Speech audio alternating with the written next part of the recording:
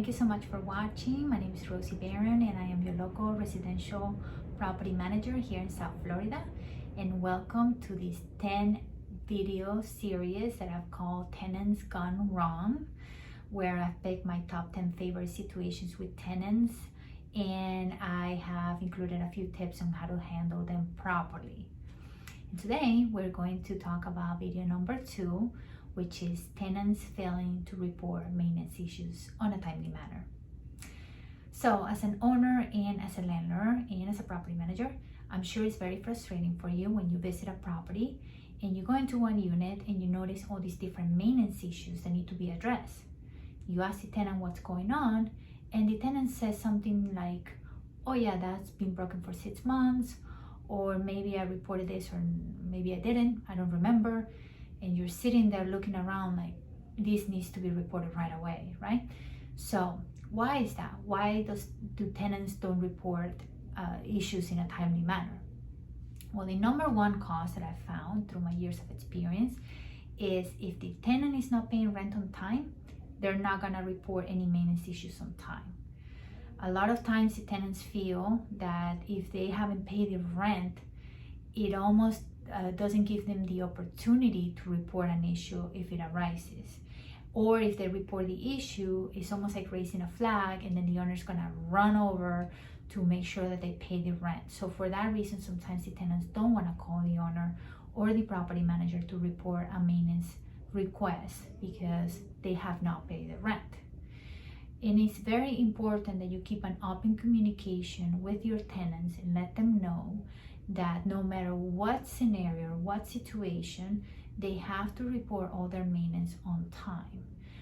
Why? Because something could be so simple as a small water leak on a faucet or maybe a runny toilet, and that could be a $50 repair, but that can easily turn into thousands and thousands of dollars in excess water, and now you go from having a $150 water bill to a $3,000 water bill, whether the tenant is responsible for the water or not. If the tenant can afford to pay the rent, they're definitely not going to pay the water, and that gets a lien on the property. So as the owner, you want to make sure that all the maintenance is handled in a proper manner and in a timely manner. So keeping an open line of communication with your tenant is very crucial.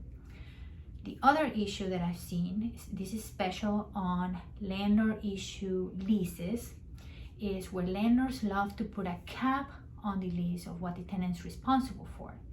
And it usually says something like, tenant's responsible for any repairs under $200. That sounds great for a landlord, but in reality, it's not a good clause because one, if the tenant sometimes doesn't have the money to pay rent, they're definitely not going to have the money to make repairs. Even if they do have the money to pay the rent, sometimes they're just tied with their finances and they can't afford to make additional repairs. So they let the maintenance accumulate or they let it slide, and then it becomes bigger issues down the road. The other scenario is that the tenants don't know what the issue is. We as a property management company have to sometimes figure out what the tenants mean when they submit a work order. Sometimes the tenants don't even know where the issue is coming from, and we have years of experience handling maintenance, so we know what to look for. Tenants don't know, so tenants won't even know who to call in the first place, and if they know who to call, they usually don't have the proper contact, so they have to go to Google or some other form base of search to try to find out a vendor to get to the property, and then they question, is this $200 or is it gonna cost me more? Days could go by before the repair is made, and that's never good for the property or for the lender. So that's why we're not a big fan of allowing tenants to make any repairs unless it's AC filters, batteries, or light bulbs, right? But any repairs, and another issue is sometimes the tenants try to do the repairs themselves, and if they get hurt, that could be a liability on the landlord too. So we don't want those things to happen. The third issue that I see is that tenants don't know who to call for maintenance. We as a property management company have several ways for the tenant to submit their maintenance request. They can submit it online, they can call us, we have a 24/7 maintenance line that's toll-free that they can call. If it's a real emergency, we'll dispatch somebody right away. If not, it will be within 24 hours.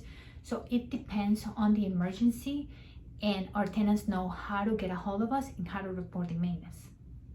Very often with landlord managed properties, the landlord goes out of town, they leave a handyman sometimes in charge of the maintenance, and then the tenant doesn't know who to call, and then they forgot to place the request, and so on. So it's very important that you keep a good number for your tenants to call in case of any emergency and in case of maintenance.